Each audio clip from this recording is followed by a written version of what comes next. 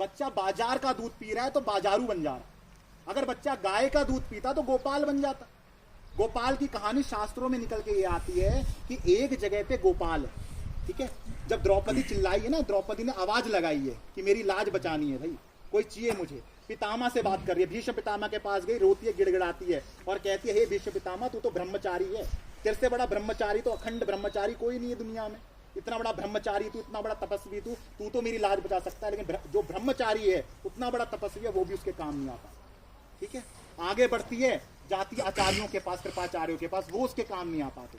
कोई आचार्य, कोई तपस्वी, कोई भी जपी तपी साधु सन्यासी जिस व्यक्ति के काम नहीं आते, जिस द्रौपदी के, वो द्रौपदी बस एक बार आवाज लगाती है, हे गोविंद, हे गोपाल, हे गाय के बीच में रहने वाले, हे गाय का पालन करने वाले, तू मेरी लाज बचाने आ जा। कृष्ण दौड़ता हुआ आता है, 1000 किलोमीटर दूर रह रहा था वहां से, और इतनी तेजी से दौड़ता हुआ आता है कि 1 सेकंड में वहां पहुंचता है, लाज बचाता है और अपने शरीर का जो कपड़ा है ना, वो खुद कपड़ा बढ़ाकर उसको दे देता है। तो ये संतानें तब पैदा होती हैं जब व्यक्ति गाय के बीच में रहता है, गाय का पालन करता है। हमारे पुरखे हमसे ज्यादा अच्छे आज इसलिए हैं, वो देवता बने हैं।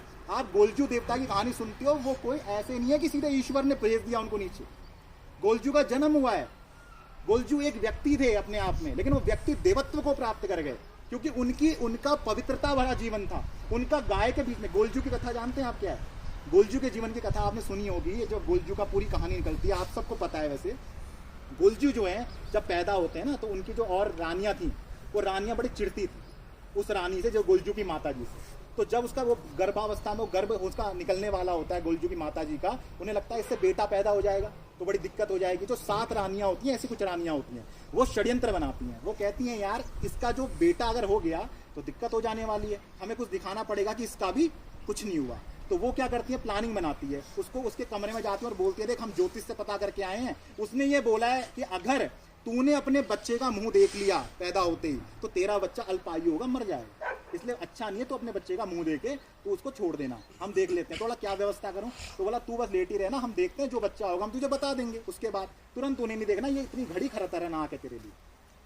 अब समय आ जाता है गर्भ का, गर्भ काल का जो समय आ रहा है पूरा, और जब क्या कहते हैं प्रसूति होती है, उस समय क्या कहते हैं जैसे ही बच्चा निकलता है तो वो चालाक जो रानियां होती हैं वो नीचे एक छेद बना के रखती हैं, ठीक है। और जब छेद बना के रखती हैं उसमें से जैसे ही क्या कहते हैं बच्चा निकलता है वो बच्चे को नीचे फेंक देती हैं। और वहां पर जैसे ही रानी उठती है, उसको होश आता है, उसको उस रानी को, गोलजू की माता जी को, और ये पूछती है अरे ये बता भाई मेरा बच्चा कहाँ है, बच्चा कहाँ हुआ? तो उसे कहते हैं सिल और लोड़ा हुआ तेरे पैदा, सिलबट्टा हुआ तेरे पैदा। तो वो बड़ी चौंक जाती है कि मेरे से सिलबट्टा पैदा हो गया। लेकिन क्योंकि भोले होते थे ना पहाड़ी का स्वभाव ही भोलापन का है, पहाड़ी का मतलब शंकर है, शंकर भोला है, इसलिए जो हमारे उत्तराखंड की भूमि है शंकर है, कंकर कंकर शंकर है, ये माता की भूमि है। ये जो पूरा जो हमारा कुमाऊं का खंड है, इसको पूरे पुराणों में मानस खंड की उपाधि मिली, और वो जो खंड है जो जिसको आज गढ़वाल कहा जाता है वो केदार का खंड है। तो यहाँ तो शंकर की तरह व्यक्ति होता था, भोला भाला होता था, जो कह दो कोई भी उसको बना देता था बेवकूफ, क्योंकि उसका सीधापन का स्वभाव है। लेकिन वही जो व्यक्ति था, जब उसने सुना क्या कहते हैं देवी ने ऐसा, तो वो हतोत्साहित तो होती है, लेकिन उन्हें समझ नहीं आता और तुरंत वो यही बात सत्य मान लेती हैं।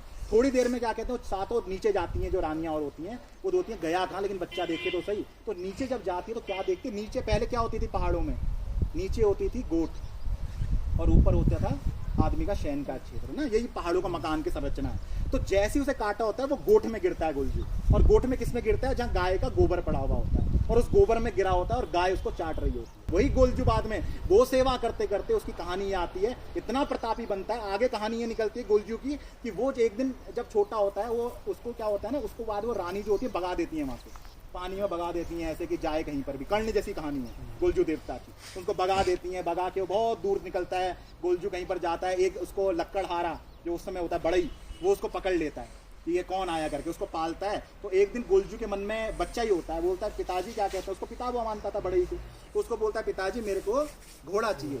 तो घोड़ा जब मांगता है, गुरुजी को सब पता है, खैर मैं एक आपको उसका तत्व डालने के लिए कहानी सुना रहा हूँ बस, कि उसको गाय से मैं बता रहा हूँ कि तत्व कहाँ पर है। हमने कहानी को ना सीधा सार रूप में समझा, हमने उसके अंदर के तत्वों को नहीं निकाल रखा है, यह समस्या हुई है, इसलिए हम चीज को समझ नहीं पाए, बस उसका स्वरूप समझ रहे हैं, लेकिन उसके अंदर के जो कर्म है, उसके अंदर तत्व में हम उससे अनभिज्ञ हो गए हैं। तो वो व्यक्ति को जब कहा घोड़ा है और घोड़े का पता लगा, उसने लकड़ी का घोड़ा बनाते हैं, और लकड़ी का घोड़ा जब बनता है तो अब गोलजू तो चमत्कारी, उसे अपना सब याद आ जाता है दैव संयोग से, क्योंकि चमत्कारी बच्चा हो जाता है, गाय की कृपा होती है उसके जीवन में, और सतो गुणी होता है। अब वो क्या करता है, उस घोड़े को लेके चलता है तो घोड़ा असली बन जाता है, और घोड़े से दौड़ते दौड़ते दौड़ते दौड़ते पहुंचता है, क्या कहते हैं, उन्हीं अपने राजमहल, अपने पिताजी के पास में, राजमहल के पास। वहां पर क्या देखता है, नदी वहां पर होती है, उस नदी में 7 रानियां बैठी होती हैं, और रानियां अपने केश धो रही हैं, बाल बात कर रही हैं, ऐसे कर रही हैं। तो एकदम से कहता है, अरे रुको रुको रुको, मेरे घोड़े को पानी पीने दो। ये कहता है गोलजू देवता। और जब ये कहा कि पानी पीने दो तो देती है, यार तू पागल है करके, पानी कैसे पिलाएगा घोड़े को? बोला क्यों, क्या हो गया, पानी क्यों नहीं पिला सकता? तो बोला पानी इसलिए नहीं पिला सकता, तेरा घोड़ा तो जो है लकड़ी का है। बोला ये पानी कैसे पिएगा? तो बोलता है जब इस देश की, इस पूरे राज्य की रानी सिलबट्टा पैदा कर सकती है तो मेरा घोड़ा पानी क्यों नहीं पी सकता? जब गोलजू ये बात बोलते हैं तो उनके कान खड़े हो जाते हैं, वो सोचते हैं ये तो कुछ भेद जानता है। कुछ शिकायत राजा से करते हैं, अंत में कहानी ये होती है, राजा उनको सजा देता है रानियों को, और गोलजू को स्वीकार करता है। गोलजू प्रतापी है, और वो एक गोलजू आज एक इतने बड़े इष्ट माने जाते हैं इस पूरे भूमि खंड के, और नाम भी गोलजू पड़ता है। वो नाम ही गाय से मिला हुआ है गोलजू को, और उनके जो कर्म सिद्धांत है केवल गौ रक्षा के सिद्धांत है। हम उस गोलजू को, जो न्याय का देवता है, उस न्याय के देवता की भूमि में हम गाय के संग अन्याय अगर कर रहे हैं तो गोलजू खुश होगा हमारा? कौन सा इष्ट खुश होने वाला है?